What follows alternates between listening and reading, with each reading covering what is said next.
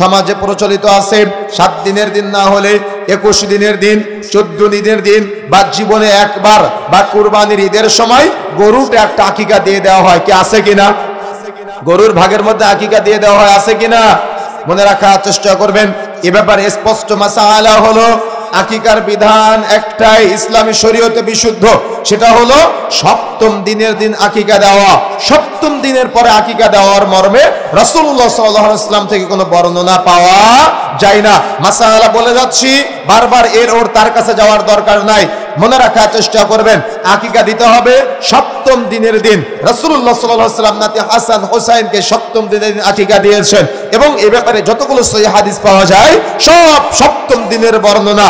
এই জন্য 7 দিনের দিন নাম রাখবেন। আরবিতে দিন পরিবর্তন হয় সূর্যাস্তের সাথে সাথে।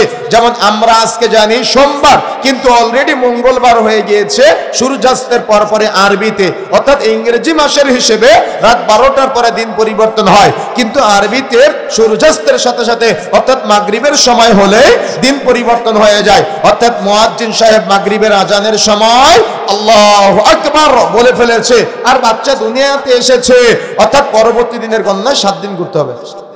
বুঝেন না মনে হয়? কথা বুঝতে পেরেছেন? আকিকাটা কি ইসলামী শরীয়তের নিয়ম। এই জন্য শরীয়তের যেহেতু নিয়ম, সেহেতু 7ম দিনের গণনা করতে হবে।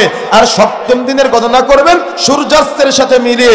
যদি সূর্যাস্ত হয়ে যায় তাহলে পরবর্তী দিন গণনা করতে হবে, আর যদি সূর্যাস্তের আগে হয় তাহলে যেদিন হবে ওই দিনের গণনায়, যেদিন 7ম দিনের দিন হবে ওই দিন বাচ্চার আকিকা দিতে হবে। যদি ছেলে হয় 2টা ছাগল বা 2টা ভেড়া বা 2টা দুম্বা, ভালো করে মনে রাখবেন, যদি ছেলে হয় 2টা ছাগল 2টা ভেড়া বা 2টা দুম্বা, মেয়ে হলে 1টা ছাগল 1টা ভেড়া বা 1টা দুম্বা, কখনো গরুতে আকিকা চলবে না।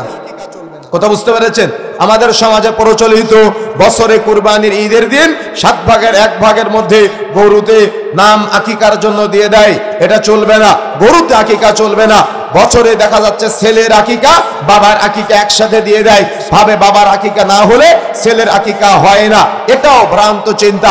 এই জন্য যারা মাইকের আওয়াজ শুনতেছেন মনে রাখার চেষ্টা করবেন, 7ম দিনের দিন আপনি নাম রেখে দিবেন, আকিকা দিয়ে দিবেন, দেরি করার কোনো দরকার নাই। যেখানে সুন্নাত আছে সেখানে জায়েজ খুঁজে বের করার দরকার নাই, সুন্নাতটাকে আপনি আমল করার চেষ্টা করবেন। মনে থাকবে ইনশাআল্লাহ।